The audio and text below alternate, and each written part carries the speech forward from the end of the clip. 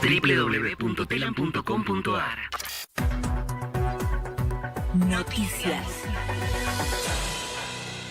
Economía. El INDEC difunde la actividad económica y ventas en supermercados mayoristas y shoppings en julio. El estimador mensual de la actividad económica bajó en junio 4,4% en relación a igual mes del año pasado, afectado esencialmente por la sequía histórica que incidió en una caída del 40% en el desempeño del sector agricultura, ganadería, caza y silvicultura y de la industria manufacturera que retrocedió 3,6%. Además, la actividad económica en el sexto mes del año marcó una merma del 0,2% respecto a mayo, con lo que acumuló una baja del 1,9% durante el primer semestre del año. Las ventas en los supermercados durante junio cayeron 0,9% en relación a igual mes de 2022, mientras que en los centros de compra subieron 11,8% y en los autoservicios mayoristas aumentó 2,8% en igual periodo.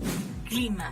12 provincias con alerta amarillo por vientos y Misiones con alerta rojo por calor extremo. Los vientos abarcan gran parte del país en sectores de la franja central, la región de Cuyo y la Patagonia, y por viento sonda para algunas localidades de Catamarca y San Juan. Además, hay alerta a nivel rojo por temperaturas extremas por calor para el norte de Misiones, donde están pronosticadas temperaturas máximas de 38 grados. Asimismo, para esta noche está vigente una alerta amarilla por nevadas, algunas localmente fuertes en el sudoeste de la provincia de Santa Cruz. Fútbol. Colón derrotó a Argentino Juniors y alcanzó a Huracán en la punta de la zona A. El Sabalero superó por 3-1 al Bicho de la Paternal en el estadio Brigadier General Estanislao López de la provincia de Santa Fe. El triunfo ubicó al Sabalero a la par de Huracán como punteros de la zona A con 12 unidades, mientras que el Bicho se quedó con 10 puntos fuera de los puestos de clasificación a cuartos de final por diferencia de gol. En la próxima jornada, Colón recibirá a Unión el domingo desde las 16:30, mientras que Argentino Juniors volverá a ser visitante ante Platense el lunes a partir de las 21. Más información en telam.com.ar. Radiocaput.com. Estás conectado. Estás en Caput. Aquí comienza Mundo en Clave. Una mirada diferente sobre el escenario internacional. Con Hugo Gulman y Larry Levy. Todos los martes a las 10. Mundo en Clave. En Radio Caput. Hola, ¿cómo va? ¿Qué tal? Aquí estamos, como todos los martes, a las 10 de la mañana, en Mundo en Clave, como bien decía la compañera Vilma Noche en la apertura de este programa, que es compartido luego con la radio pública de Marcos Paz, la 90.5, y también por RPD Radio FM 97.5 de Oberá Misiones, ¿no? Donde ahí el amigo Marcelo Teles tiene ahí a su cargo una programación preciosa. Si andás por ahí o si tenés ganas de escucharla, podés hacerlo también a través de la web, ¿no? Y como siempre, gracias al manejo de los controles de Lali Grumeli y gracias a mi compañero Larry Levy. Buen día, señor Hugo Gulman, ¿cómo está usted? Buen día, aquí estamos, bien, esperando la primavera, ¿no? Que dicen que llegó ya, pero bueno, no importa. Le cuesta un poquito, no importa, le cuesta arrancar. Y siempre pasa lo mismo, septiembre tiene vientos, octubre también, y bueno, es la vida, pero se empieza, ¿no?, a percibir en el aroma por la calle, las plantas que empiezan a tener totalmente color, hojas totalmente. Y algunas Sí, flores sí, en sí, algunos sí, casos. sí. ¿No? En casa, por ejemplo, ya empezaron hace 20 días más o menos a aparecer las primeras hojas y unos brotecitos chiquititos de la higuera. A mí en la Santa Rita empezó a crecer. La Santa Rita también, sí señor. Así que aquí estamos, disfrutando plantas, disfrutando este programa, disfrutando Radio Caput y disfrutando hacer radio, ¿no? Que es lo que a uno le gusta. Y hoy en este Mundo en Clave nos vamos a trasladar. Hoy lo van a adivinar. Los que juegan a tratar de adivinar sin ganar ningún premio, hoy seguramente van a sentirse premiados. A ver, Lali.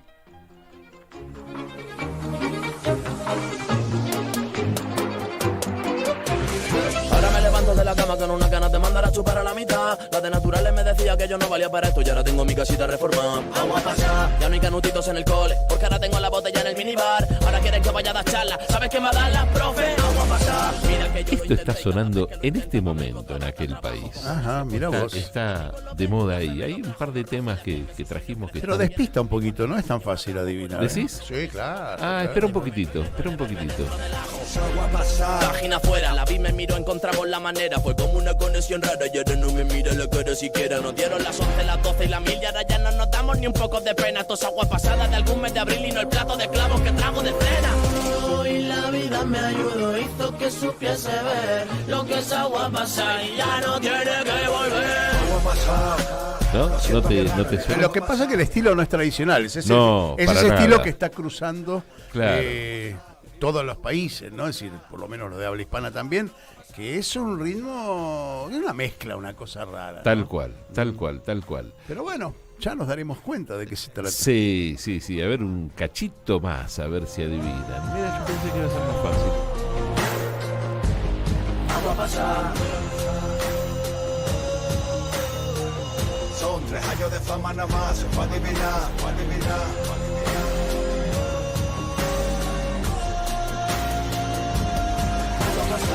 novedad, se mete en los hondos y no sabe nada. La ola lo va a dejar atrás, 3 años de fama nada más, se puede adivinar. Y va contigo ni nada. Bueno, no importa. Los que adivinaron. Los que no adivinaron, pueden escuchar a Larry, que enseguida les va a hacer una descripción y les va a contar de qué país se trata.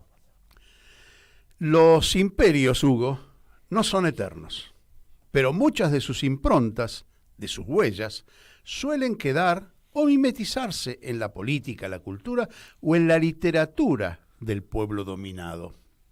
La observación no es nueva, ni siquiera soy original, pero sí es bueno tenerla a mano para entender algunos movimientos de la geopolítica que, para muchos, suelen parecer extraños porque su desarrollo se choca con los hechos objetivos del presente. Así podemos entender las lealtades escondidas en los movimientos políticos que parecen contradecir la lógica o la objetividad de las decisiones en acuerdos regionales o internacionales, algo que en las últimas décadas se hizo muy frecuente. También se explican ciertos lazos que atraviesan distancias, procesos económicos y desarrollos políticos que parecieran inconciliables. Para dar un ejemplo, solo basta mencionar al AUKUS, la alianza estratégica entre Estados Unidos, Inglaterra y Australia, que trasciende lo material y que pone en valor los lazos históricos, étnicos y culturales de las élites gobernantes en esos países. Si miramos hacia África, recibiremos la imagen reflejada de la Francia imperial, por ejemplo, y en lo que a nosotros nos toca, 2/3 de América toda tiene una huella en su territorio de la suela de los conquistadores y adelantados de la península ibérica. ¿Cuál es el lugar que ocupa en la actualidad España en el escenario de la geopolítica? Es lo que trataremos de ver en el programa de hoy, sabiendo que los vasos comunicantes entre la península ibérica y el continente americano exceden por mucho las habituales formas de dominio o las relaciones históricas definidas entre dominadores y dominados, entre conquistadores y conquistados. Seguramente un solo programa no nos alcanzará.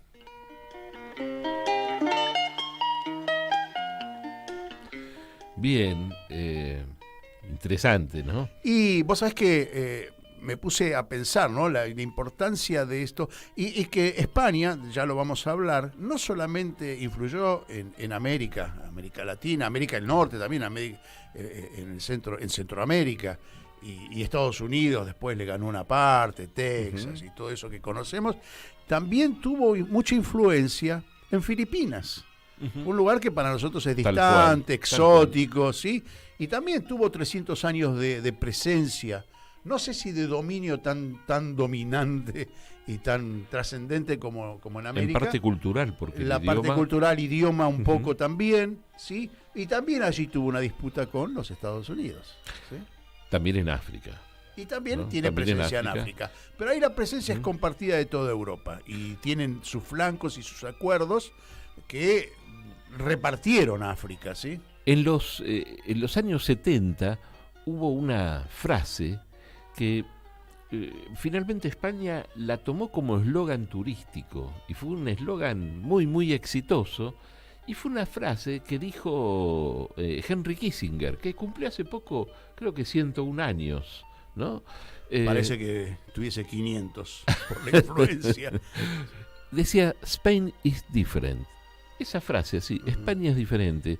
Y es cierto, porque no se la podía comparar con África, por supuesto, no se la podía comparar con América, no se la podía comparar con Europa. Los europeos no la comparaban, no terminaban de considerar ni a España ni a Portugal tampoco como parte de Europa, es como cierto. si Europa comenzara en los Pirineos, ¿no? Y sigue siendo así, ¿eh? La relación que tiene, por lo menos conceptual, el resto de Europa con respecto a España es ahí quédate ahí a un costado, ¿no? Son medio simios para el resto de... Esa frase quedó, Spain is different, quedó como un eslogan turístico, recuerdo 75, 74 aproximadamente habrá sido esta declaración después o durante una visita que había hecho Henry Kissinger a España, y quedó. Pero bueno, de todas estas cosas, de muchas de estas cosas, conversamos con Carmen Parejo Rendón, que es directora de la revista La Comuna, es periodista, es escritora, poeta, analista internacional en diferentes medios, tanto escritos como audiovisuales. Escribe, por ejemplo, en el Russia Today y en otros medios europeos muy, muy importantes. Y tuvimos la oportunidad de conversar con ella, charlar sobre diferentes temas, sobre cómo está España a nivel internacional, ¿no? Y qué pasó con España a partir de este año y medio que llevamos de guerra entre Rusia y la OTAN, ¿no?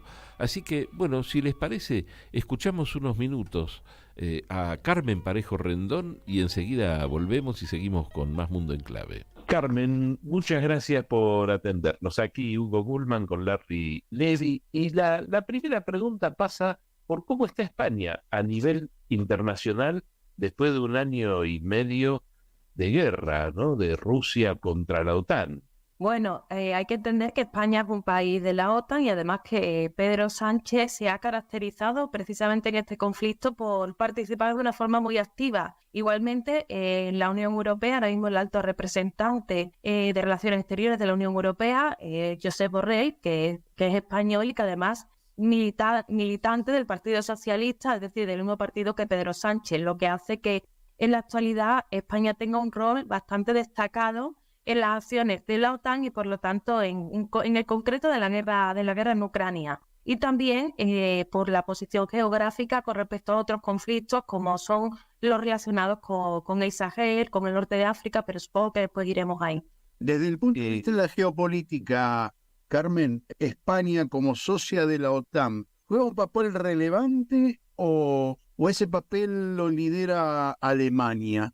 Bueno, ya en la época de la guerra de Irak, que recordemos la de 2003, que recordemos que el eje franco-alemán estuvo en contra de la invasión ilegal de Irak por parte de Estados Unidos y se sembró como cierta fricción dentro de los aliados atlantistas. Desde Estados Unidos ya decían que se iba a virar desde esa alianza que tenían con el eje franco-alemán hacia un mayor protagonismo de otros países como Polonia o España. Esto lo destacaban ya en el año 2003 y parece que está ocurriendo. Y tiene además un sentido, en primer lugar, por la posición geográfica de cada cual, como decía antes, porque para los intereses actuales de la alianza tiene bastante sentido poner sobre la mesa o darle mayor valor a esas dos potencias y también porque esos dos países también tienen como una necesidad de ganar peso, tanto a nivel europeo como en el terreno internacional, y por lo tanto también corresponden a los intereses de Estados Unidos para sacar un beneficio propio.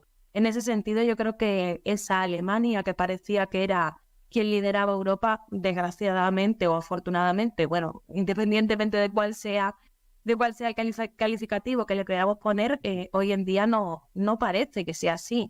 Al revés, hemos visto cómo se destruye el gasoducto Nord Stream 2, que eso perjudica claramente a Alemania, y Alemania ni siquiera exige una investigación seria al respecto, supongo que porque sabe por dónde va, entonces prefiere no saberlo, y después solamente hay que mirar un mapa de todas las bases que Estados Unidos tiene ahora mismo en Europa, el 50% se encuentra en el territorio alemán. O sea, Alemania es un país invadido desde la Segunda Guerra Mundial. Y el resto de Europa, vos notás que hay resistencia a continuar con esto, que en realidad es casi una imposición de los Estados Unidos.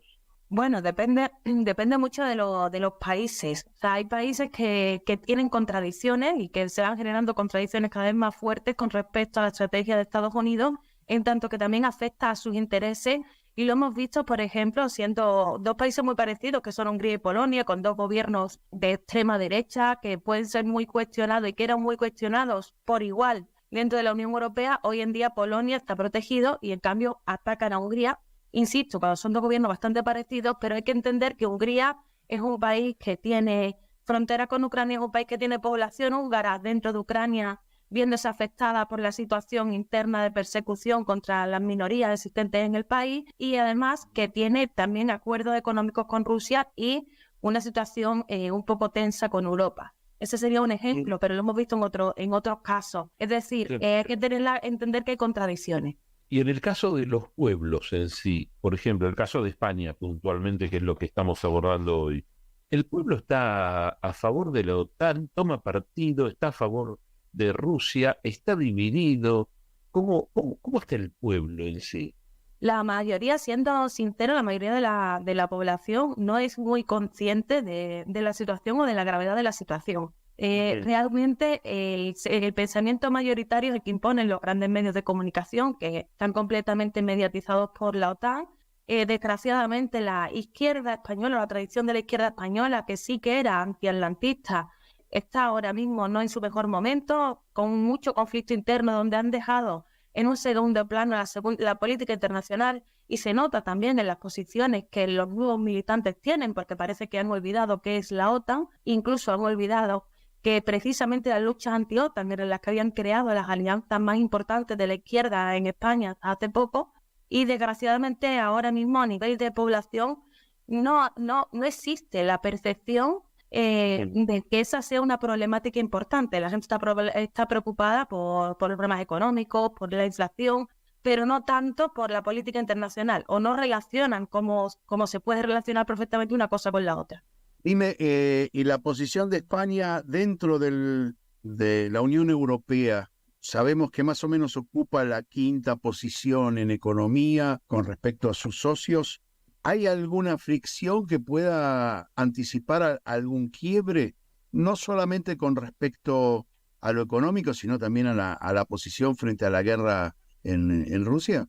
Bueno, hay varios elementos. Esta última semana, que además también se relaciona un poco, ha sido la crisis que hay de nuevo con la cuestión de los refugiados que llegan a los países del sur, porque viene la mayoría del continente africano, que por otra parte los países del sur, incluido España, aunque tengan economías muy potentes, tampoco tienen una clase trabajadora que viva en la opulencia, sino que precisamente ahora mismo estamos viviendo pues circunstancias bastante delicadas a nivel económico, y más en las zonas sur de los países del sur. Es decir, estamos hablando de las zonas más pobres y que ven y que tienen que enfrentar toda la llegada de miles de seres humanos que vienen huyendo de las guerras que la propia Unión Europea provoca en otras partes del mundo. Entonces ahora mismo hay una situación que se ve que también se genera esa fricción interna. Hemos visto como Francia y Alemania se negaban a acoger refugiados que venían de Italia, como Italia decía que iba a cerrar las puertas, cómo trataban de echar la pelota fuera del territorio comunitario a través de acuerdos como el de Turquía, que lo quieren establecer en este caso con Túnez. Realmente, cada vez que hay una crisis, del motivo que sea de refugiados, pues ocurrió con la pandemia, ocurrió previamente con la famosa crisis del euro. Cada vez que hay una crisis, se ve que la Unión Europea puede estar en Europa geográficamente, pero la unidad es lo que brilla por su ausencia. Y, por ejemplo, con Ceuta y Melilla, que también es siempre un motivo de tensión, ¿no? Con Marruecos. Bueno, Ceuta y Melilla efectivamente están en territorio marroquí. Y bueno, y hay una cuestión ahí que es una frontera terrestre con el continente africano. Y de hecho, una de las fronteras, la frontera en concreto de Ceuta, es una de las fronteras más que se consideran más conflictivas del mundo por ese paso constante de seres humanos. Yo he visto, porque he estado varias veces, y he visto allí los derechos humanos no existen, ni por un lado ni por el otro. Es bastante arbitrario, es una situación muy terrible la que se vive a diario allí. Y es cierto que Marruecos, que es un gran aliado además de Estados Unidos, utiliza esta frontera también con fines para poder presionar a España, y lo hemos visto en varias ocasiones. O sea, entran y salen inmigrantes y utilizan a esas personas con la única finalidad de utilizarlo como una herramienta geopolítica para presionar a Estados. Esto lo ha hecho Marruecos, está demostrado. Y que no existan los derechos humanos así tiene que ver expresamente con el tema de los refugiados que intentan llegar allí para estar en España. Bueno, no solo son refugiados, también emigrantes. Y normalmente el interés no es tanto llegar a España, sino llegar a Europa, porque dentro de Europa no hay fronteras. Entonces, es cierto que a nivel, por ejemplo, laboral, no hay tantos recursos para trabajadores aquí como en otros países del centro de Europa. E incluso muchos de esos migrantes vienen de países del Sahel, de países de lo que eran colonizados por Francia, y su interés es llegar a Francia, que es donde está el idioma que ellos hablan y la cultura que más conocen. Entonces, eso no es ya una cuestión de que quieran venir a España, sino de que es el paso para Europa, y que Ceuta y Melilla son una frontera terrestre, mucho más fácil que otros mecanismos para pasar. Carmen, ya que hablamos de ese tema y de Francia, resulta curioso y contradictorio que Italia, con un régimen cuasi fascista, esté denunciando a Francia como colonialista, ¿no? No sé cómo es visto por la política española, pero resulta que la primera ministra Meloni acusa a Francia de imperialismo, de conquista y de cinismo político, ¿no? Con respecto a la migración del norte de África. ¿Cómo se vive eso en el discurso político español? Bueno, también es cierto que Meloni representa lo que representa, pero después se adapta perfectamente a lo que le exigen. Eso por un lado, y por otro lado también, porque Meloni represente lo que represente, no quiere decir que en esas acusaciones que le haga Francia no tenga toda la razón. O sea, yo creo que hay que evitar, y aquí se utiliza mucho, aquí se hace mucho el hombre de paja, ¿no? Si esto lo ha dicho no sé quién, ya es automáticamente mentira.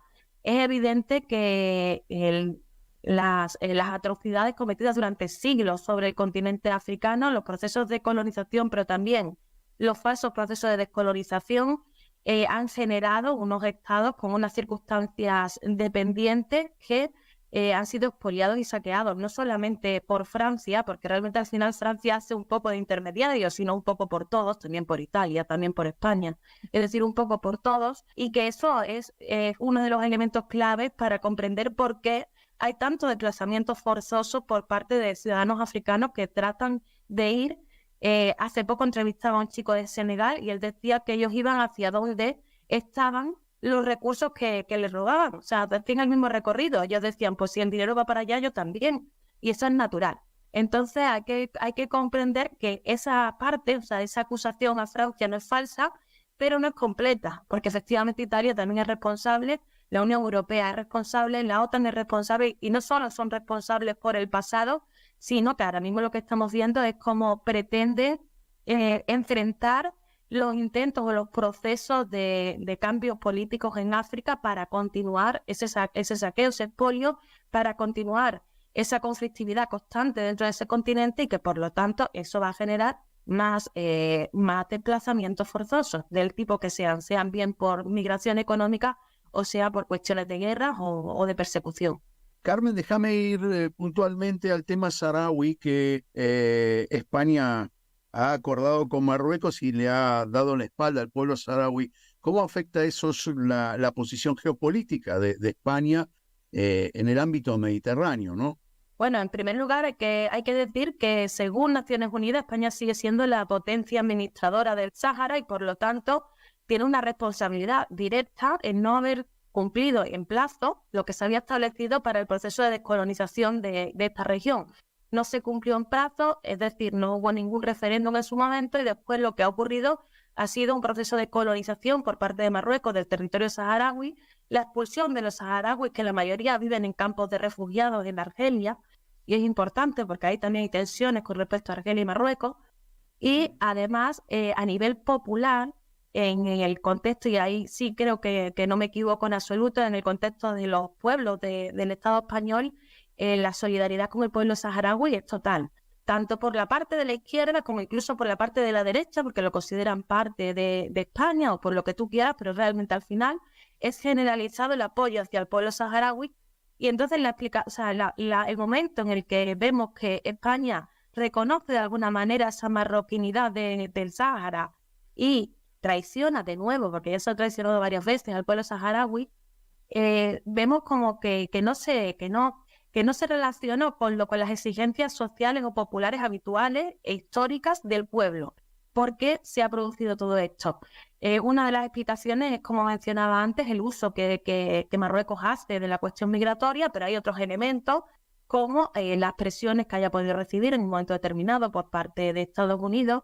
Esto tiene también otras dimensiones. Marruecos reconoció y inició relaciones con Israel dentro de una estrategia de Estados Unidos, y a cambio está Donald Trump.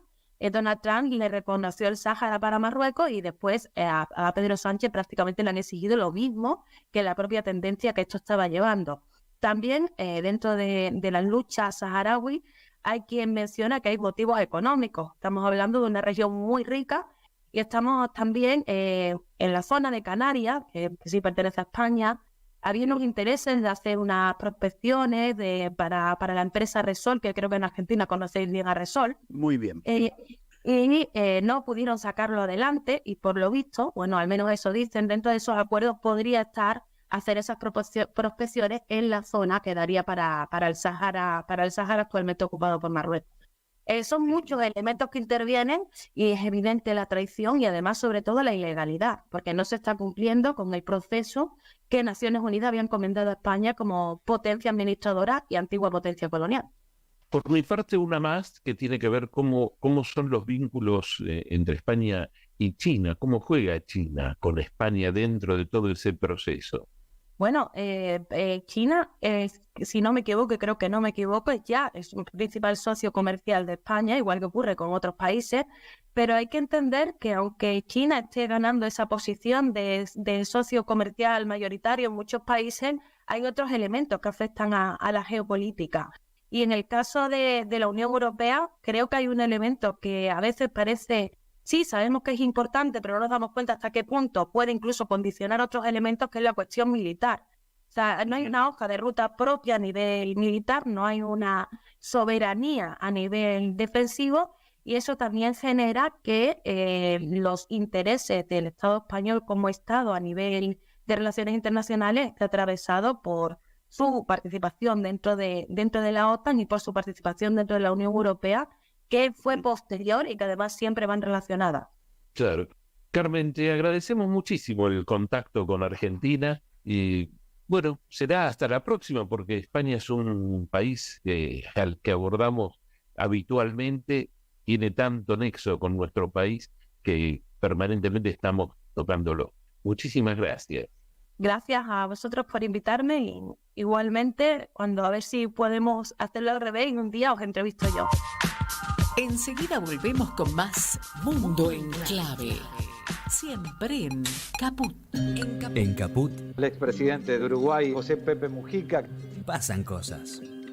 Es un momento de cooperar, de juntarse, de aguantar la solidaridad. Lógicamente, cuando las papas queman, los hombros más fuertes den una mano a los más débiles. La solidaridad no es una cuestión de limosna espontánea. La solidaridad tiene que ser una política en este momento. Es momento de cooperar, y creo que hay que llamar a que los hombros más fuertes den una mano a los más débiles. Radio Caput. Se tendrían que sentir orgullosos de poder contribuir. Esas cosas. Telam. 78 años de historia avalan nuestro presente. Proyectan nuestro futuro. Telam. Telam. Tan nuestra. Tan argentina. www.telam.com.ar. Noticias. Economía. Pagarán un bono de 20.000 pesos a trabajadores que reciben prestaciones por desempleo. Así lo estableció el Gobierno Nacional a través del Ministerio de Trabajo. En el caso de que el trabajador solo tenga derecho a percibir la prestación por desempleo en uno de los meses, recibirá únicamente la cuota correspondiente de 10.000 pesos que corresponde a ese mes. En tanto, hoy a las 3, el ministro de Economía, Sergio Massa, junto a la directora ejecutiva del ANSES, Fernanda Raberta, anunciará medidas de asistencia para trabajadores informales.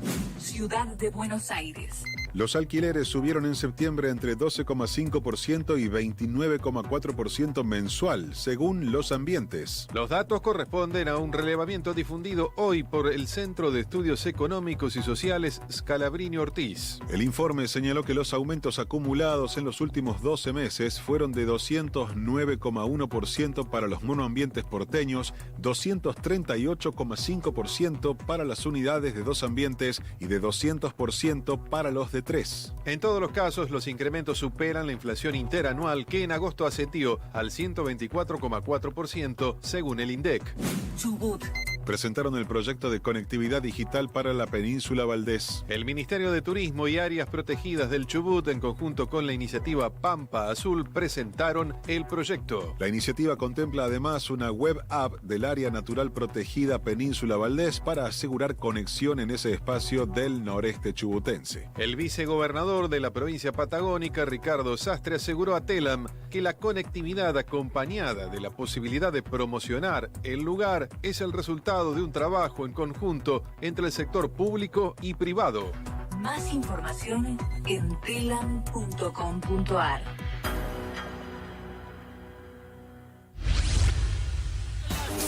Para que sepas lo que pasó, lo que está pasando y lo que va a pasar. Recontra Caput. Lunes a viernes a partir de las 11 en Caput. Soy muy tímida. Ok. Radio Caput. Radio Caput. Estás escuchando Caput.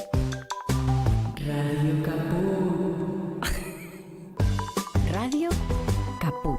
Te comunicas con nosotros al 11 65 16 44 46. Radio Caput. Seguimos con otra vuelta al mundo en clave. Aquí en la mañana de Radio Caput. En estos momentos no puedo atenderte, pero si quieres, llámame más tarde. Vale, un besito. Que ya me lo sé. Que estás ocupada y no lo puedes coger. Te vi por ahí de juerga otra vez, rodeada de ninis que te quieren comer. Siempre la misma historia. Seguimos prisioneros de esta torpe noria. Porque sigue pasando. Si nadie da más de lo que yo estoy dando. Tú dices que no, pero ¿qué estás hablando? Ojalá que el tiempo te la deje claro. Porque sigue pasando. Viendo el final. Esto también está sonando en este momento en España, ¿no? Esta música. Hay mucho rock, es diferente el rap, el hip hop, ese tipo de música, ¿no? Respecto de otros países, tiene otro tipo de composición, como si mostraran de alguna manera un nivel de vida un poquito mejor que en otros países, ¿no? Que de hecho, sí. Hemos abordado algunos países donde el nivel de vida no es tan bueno, pero como que lo hacen más, como que si los temas que tocaran en general, a través de las letras, fueran un poco más superficiales, ¿no? Sí, no es muy probable que también la sociedad, la sociedad española está inmersa en un europeísmo muy, muy marcado, y es como fuera de micrófono hablábamos con Carmen, la mirada eurocéntrica es una mirada diferente a nuestras preocupaciones, y como nos ven políticamente desde Europa, nos ven desde otro ángulo. Es muy difícil conciliar posiciones políticas entre América Latina, especialmente Argentina, Brasil, con Europa y cómo nos miran. Pero ¿sí? sin embargo, a través de la música, en países como Francia o algunos de los otros que hemos tocado europeos, también tienen esa cosa de crítica social, sobre todo Francia, ¿no? Fundamentalmente. Pero aquí hay como una cosa más tibia en la temática. No está mal hablar del amor, pero cuando la música más combativa te habla del amor, es raro, ¿no? Es diferente. Es raro. Los procesos políticos en España también han sido diferentes al resto de Europa. No olvidemos 40 años de franquismo, es decir, que ha marcado la sociedad española y la ha polarizado también, ¿sí? Y está viviendo también una época de gran polarización con Vox, con el partido, el PP, el Partido Popular y la izquierda, el PSOE tampoco es la izquierda que nosotros conocimos o pretendimos mirar. Es finalmente un partido del establishment también. La mirada de Carmen es una mirada distinta de lo que plantean muchos analistas, inclusive en España, ¿no? Es que esa es la especialidad de Carmen, ¿no? Haber captado aquello que está pasando de manera no visible, escondida al público en general. Carmen es una persona muy joven, muy inteligente, muy reflexiva, y me parece que tiene un mérito enorme, que es poder ver estas cosas que están pasando, digamos, por debajo de del piso, por debajo de la alfombra. Cosas que están pasando no solamente en España, sino, digamos, en toda Europa. Y que condiciona. Y siendo una persona joven que no está corriendo por este americanismo en la forma de vivir que tiene toda Europa en este momento, me parece importante. Y es crítica del sistema, sin ninguna duda, ¿no? Tal cual. ¿Te parece que hagamos un pequeño repaso por el mundo y volvemos a España? Creo que es bueno, sí. Pero también va a ser lindo volver a España, ¿no? Qué lindo que es España.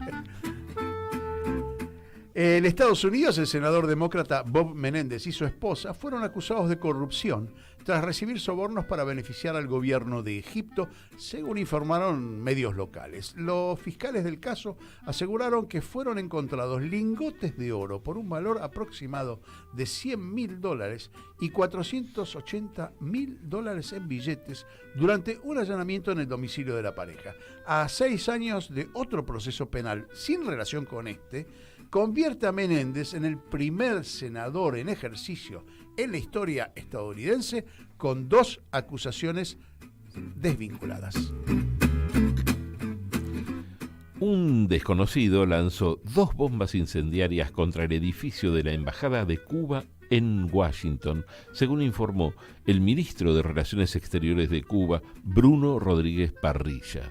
La Embajada de Cuba en Estados Unidos fue objeto de un ataque terrorista de un individuo que lanzó 2 cócteles Molotov. No hubo daños al personal y se están precisando los detalles, escribió el canciller cubano en su perfil de Twitter.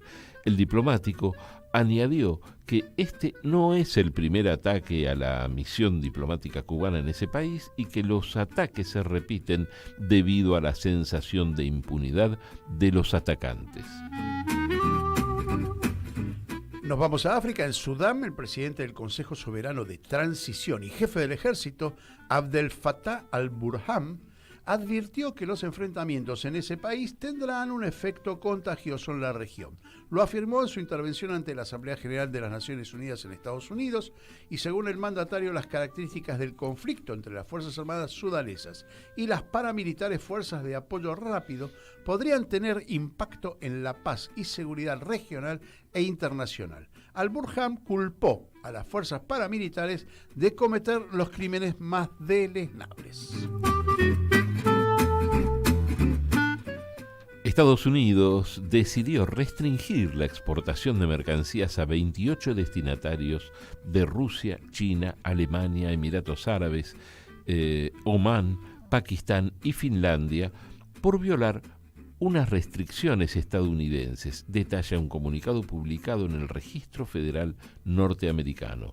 El gobierno estadounidense determinó que esas entidades actúan en contra de los intereses de seguridad nacional o política exterior de los Estados Unidos, afirman las autoridades en el documento. Varias empresas rusas fueron incluidas en la lista negra elaborada por Washington. Militares rusos y norcoreanos están negociando una cooperación en equipamiento militar. Varios portales castrenses citaron a expertos que admitieron la posibilidad de que Corea suministre misiles a unidades rusas. En respuesta, Rusia vendería un lote de modernos cazas multifuncionales. La cooperación está relacionada con el interés de Corea del Norte de mejorar su flota de aviones. El modelo ruso Su-35S puede convertirse en un refuerzo importante ante el riesgo de un enfrentamiento con la Armada de los Estados Unidos en el Mar del Japón. La información aún no fue confirmada oficialmente por ambos países. Ilham Aliyev, presidente de Azerbaiyán, tuvo un encuentro con su par turco Recep Erdogan, donde aseguró que los derechos de los miles de armenios desplazados por el conflicto en la región de Nagorno-Karabaj serán garantizados y que el proceso de reintegración de los que queden en la recuperada provincia se realizará con éxito. Los habitantes de Nagorno-Karabaj, sea cual sea su etnia, son ciudadanos de Azerbaiyán. Sus derechos serán garantizados por el Estado, declaró Aliyev. Azerbaiyán se anotó la semana pasada una victoria militar relámpago en el enclave independentista de Nagorno-Karabaj, una región poblada en mayoría por armenios y reclamada por Armenia. Y la última información, la Unión Europea trabajará para impedir que Irán adquiera armas nucleares. Así lo afirmó Ángeles Moreno Bau, la canciller española, en la sesión anual de la Conferencia General del Organismo Internacional de Energía Atómica. Según la diplomática, la comunidad lamenta que Teherán no haya dado los pasos necesarios para volver a cumplir sus compromisos en materia nuclear en virtud del Plan de Acción Integral Conjunto. Moreno Bau destacó también que el riesgo de una crisis de proliferación nuclear en la región ha aumentado aún más. Bien, y ahí estamos, y seguimos volviendo. ¿De dónde volvimos? Volvimos de España mismo, porque de España, la mirá. canciller española Claro, la ya que fuimos, declaró en contra de Irán. Claro, ya fuimos volviendo, ya íbamos regresando, cansados de andar por tantos países, y volvimos otra vez a España, donde hay tantos lugares turísticos, Larry, para recorrer, pero si uno se corre un poquito, porque esa era de alguna manera una de las ideas de este programa, ¿no? Si se corre de los clásicos, porque decís, bueno, ¿cómo no voy a ir a España? ¿Cómo no voy a ir a Madrid, a las Cibeles? ¿Cómo no voy a ir a Barcelona? ¿Cómo no voy a ir a Montjuic? ¿Cómo no Toledo, voy a ir, ¿no? qué sé yo, sí, ahí. A tantos clásicos, ¿no? Pero hay tantos otros lugares, porque si vos vas, por ejemplo, al Parque Nacional de Garajonay, que es en La Gomera. ¿Dónde queda eso? Esto es en las Islas Canarias, por ejemplo, donde tenés cosas diferentes para ver, ¿no? Y estás en España, o en Lanzarote también, en las Canarias, o en las Baleares, que hay unas cuevas que se llaman las cuevas de Drach, que esconden en su interior un lago subterráneo llamado Martel, que es uno de los más grandes del mundo, y constituyen un espectáculo visual lleno de estalactitas y estalagmitas que se extienden a lo largo de una cantidad importante de metros y crean formas que recuerdan bosques, palmeras o incluso animales. La temperatura de las cuevas ahí se mantiene constante durante todo el año y suele ser de 20 grados aproximadamente, con una humedad del 80%, y la visita del interior se realiza en grupo, dura alrededor de una hora y pico, hora y media más o menos, y es una atracción en Mallorca que es maravillosa de ver y que no es tan conocida. Bueno, y en Menorca te cuento que hay, esto lo sé por la familia, hay una reserva ecológica marítima. La Reserva de la Biosfera se llama, que es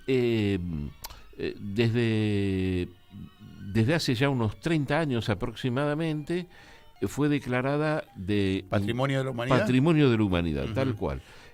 Dicen que es alucinante. Sí, así dicen. Bueno, hay mucho para ver fuera de lo clásico, ¿no? Fuera de lo tan conocido, ¿no? Inclusive en los lugares, qué sé yo, en Cataluña mismo hay muchos lugares preciosos, en fin, es como para hablar largo, y ¿no? tendido. Bueno, porque le vamos a dedicar seguramente otro programa dentro de unos meses a España, tratando de ver otras aristas que tengan que ver, digamos, con lo que nosotros tratamos en nuestro programa, ¿no? Casi podríamos decir, antes de ir a los datos duros que siempre traes tan con tanta claridad, ¿no?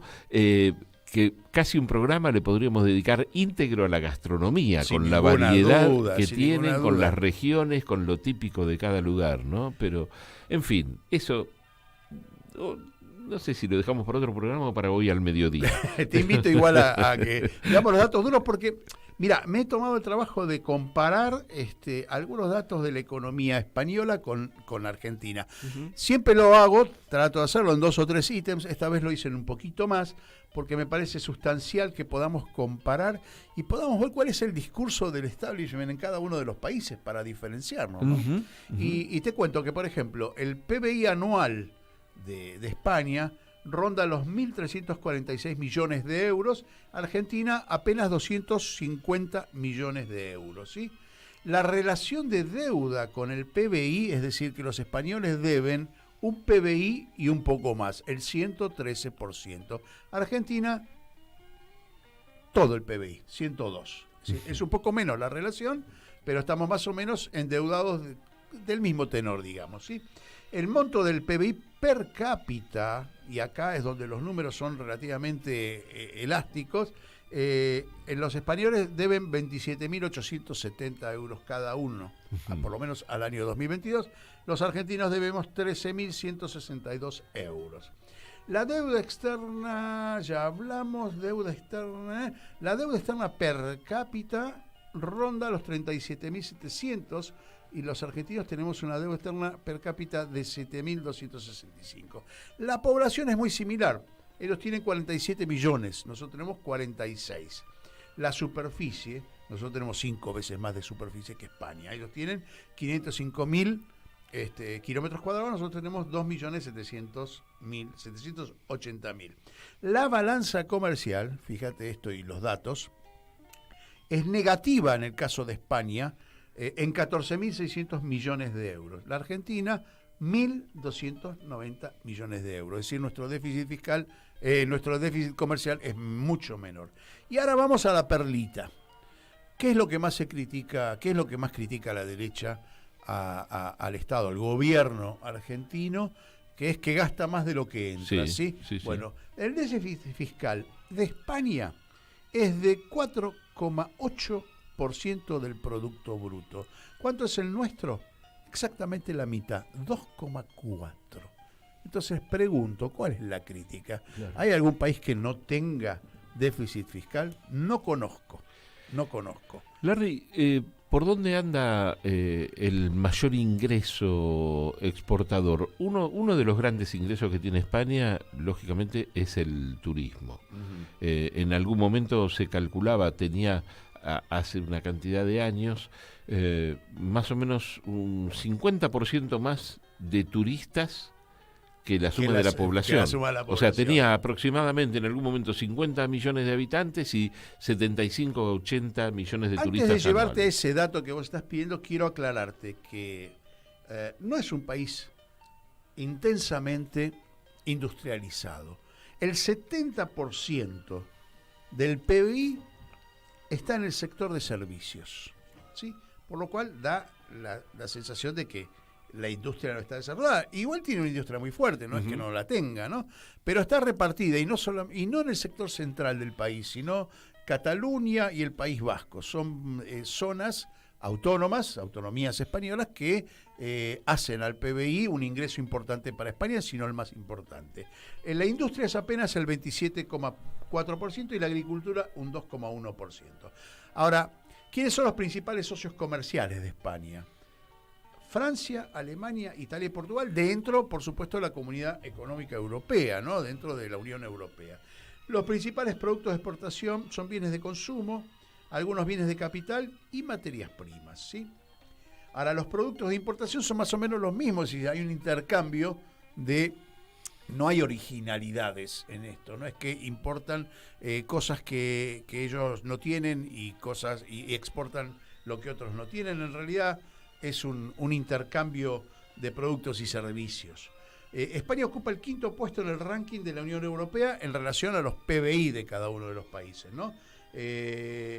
Apenas lo superan Alemania, Francia, Italia y el Reino Unido. El resto de los países de Europa tienen un PBI mucho menor. Datos que son datos duros de la economía. La población de España ocupa también el 5º puesto, con los 47 millones que te nombré anteriormente, y en cantidad de habitantes lo superan Alemania, Francia, Italia y Polonia. En cantidad de habitantes. En superficie, España ocupa el 4º puesto en la Europa que conocemos y en la Unión Europea, ¿sí? Lo superan solamente Francia, Ucrania y Suecia en superficie. La balanza comercial española, que dijimos que era una balanza negativa, ocupa el 9º puesto, con un saldo negativo, como dijimos antes, de 14.600 millones de dólares. Lo superan significa que es menor el déficit, o el saldo negativo, Alemania, Francia, Italia y el Reino Unido, Países Bajos, Bélgica, Polonia y Suecia. Es decir, que su ubicación es bastante baja con respecto al resto de los países. En conclusión, España es una economía importante, ocupando el 5º puesto, ¿sí?, de PBIs, si lo podemos decir en plural, de Europa. Después viene, la relación con los demás países o con los demás bloques hegemónicos, ¿no? Que es importante destacar. Por ejemplo, con Estados Unidos, en los últimos 30 años, España ha crecido la relación con Estados Unidos, que no es una relación de igual a igual, es una relación de sumisión, como casi toda Europa. No hay una cuestión de independencia, a pesar de que se mantiene dentro de los niveles de condescendencia habituales. Pero bueno, evidentemente Estados Unidos es quien maneja los designios de la Unión Europea, muy a pesar de los propios europeos y especialmente de los alemanes, ¿no? Estados Unidos es el principal socio comercial de España. Y España es el 4º socio de Estados Unidos, ¿sí? En lo que respecta a Europa, es el 4º país en exportaciones. Con China tiene una relación bastante interesante, a pesar de que ideológicamente, por supuesto, hay diferencias y distancias. China es el 2º socio comercial de España. Pero España, para China, es el 6º socio comercial de la Unión Europea. Me gustaría preguntarte, aunque algo de esto lo conversamos con Carmen Parejo, pero me gustaría preguntarte por África, ¿cómo lo ves? Y bueno, ¿no? Porque me parece que es interesante ese vínculo tan histórico. Hay dos regiones que son conflictivas para España. Una es América Latina, a pesar de que la herencia es muy fuerte, la influencia y las huellas dejadas en América Latina es muy fuerte. Tenemos una relación que ellos hablan de igual a igual, pero en realidad no lo es. Lo tenemos como experiencia en varios países de América Latina, con sociedades, con empresas españolas que en realidad hacen un gran aporte a la corrupción de América Latina, vamos a decirlo en términos de objetividad. Lo hemos visto no solamente con Repsol, ¿no? Lo hemos visto con Telefónica, lo hemos visto Telefónica, con varias empresas. Iberia, exactamente. Mirá, tanto, ¿no?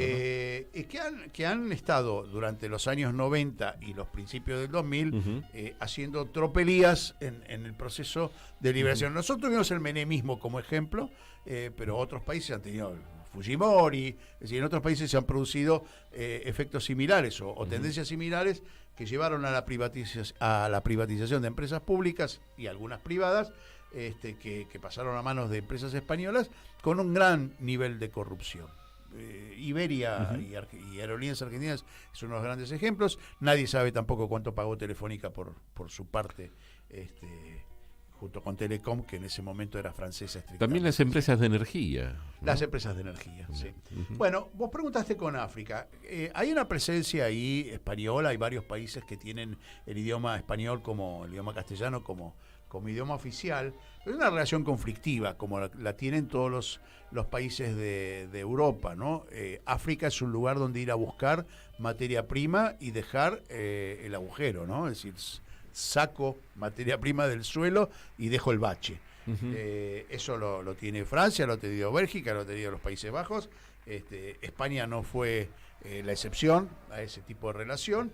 Se ha quedado con dos territorios importantes, Ceuta y Melilla, que está en disputa con Marruecos, pero hubo un giro en los últimos tiempos que le dio la espalda a los saharauis, a los independentistas del Sahara, y le dio la mano a Marruecos, le dio la espalda a los saharauis y la mano al gobierno de Marruecos. No es una casualidad, lo nombró Carmen, lo dijo, y me parece importante decir que también, no lo dijo Carmen, proveedor de materias primas Marruecos, el gas, parte del gas marroquí va para España, y España también lo exporta, por lo cual constituye una transacción comercial de conveniencia más allá de los derechos humanos. Larry, vamos a tener que dejar para el otro programa, porque ya la hora nos está apurando, ¿no? Ahí nos vamos yendo con...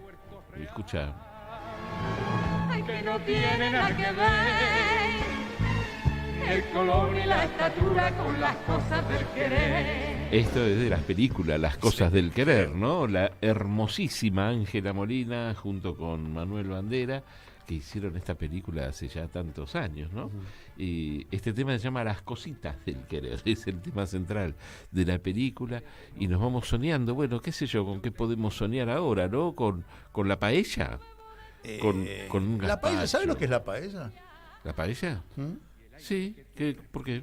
Y porque nunca es lo mismo, hay paella de varias formas, formas en paella, en realidad, y es con los sobrantes de la comida, porque así nacen los grandes guisos. Claro, ¿sí? Bueno, en realidad tiene que ver con, la paella es el nombre del instrumento con el que se hace la paellera, digamos, la llamamos la paellera, pero se llama paella. Es que allá lo llaman paella, el nombre justamente se refiere a eso, al tipo de sartén que se utiliza, donde se tiran las cosas que sobran y se hace un gran guiso, ¿sí?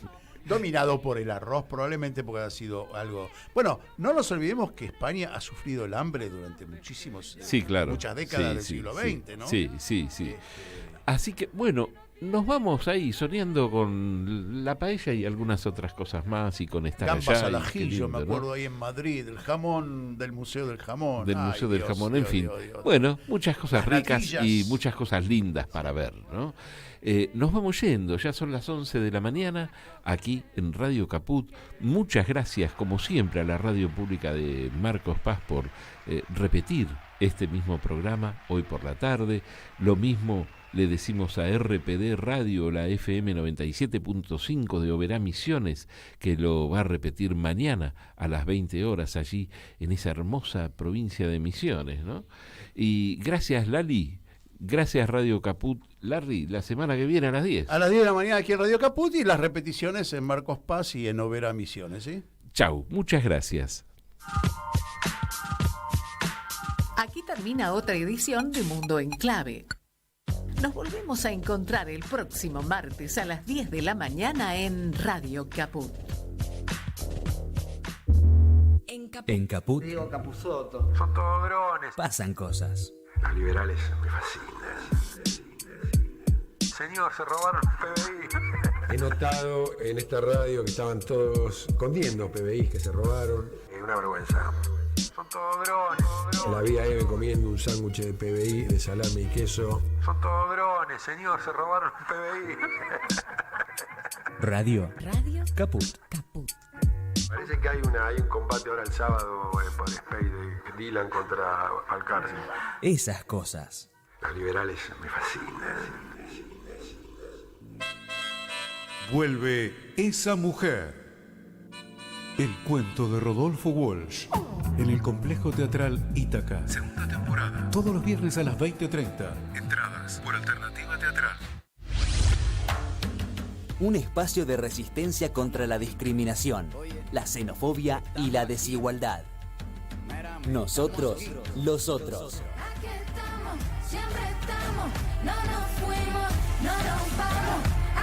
Nosotros, los otros. Los martes a las 17. En Caput. Telam. 78 años de historia avalan nuestro presente. Proyectan nuestro futuro. Telam. Tan nuestra. Tan argentina. www.telam.com.ar. Noticias.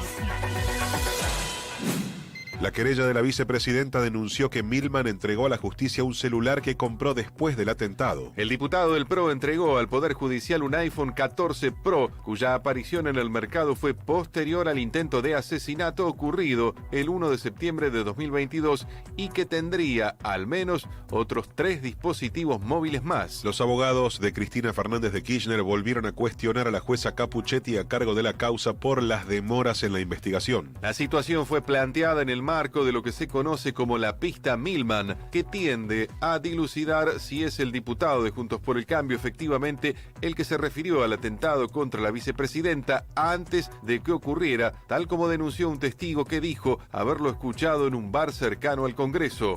Economía. La devolución del IVA marcó un récord durante el fin de semana. El titular de la Dirección de Aduanas, Guillermo Michel, destacó las medidas dispuestas por el ministro de Economía, Sergio Massa, para poner más dinero en el bolsillo de la gente y las comparó con las propuestas de ajuste y recortes que plantean desde la oposición. Al viernes pasado se habían devuelto a 3.300.000 personas cerca de 7.700 millones de pesos. Cuando terminemos de procesarlo del fin de semana veremos que fue un récord, afirmó el funcionario. Al tiempo que se implementa la devolución del IVA hasta el 31 de diciembre de este año, el gobierno envió la semana pasada al Congreso un proyecto de ley para dejar permanente la devolución del IVA para los productos de la canasta básica para sectores con menos ingresos. Fútbol. Talleres volvió a sonreír y goleó a Barraca Central en el Kempes. La Teba pulió por 4-0 los santiagueños con goles del arquero visitante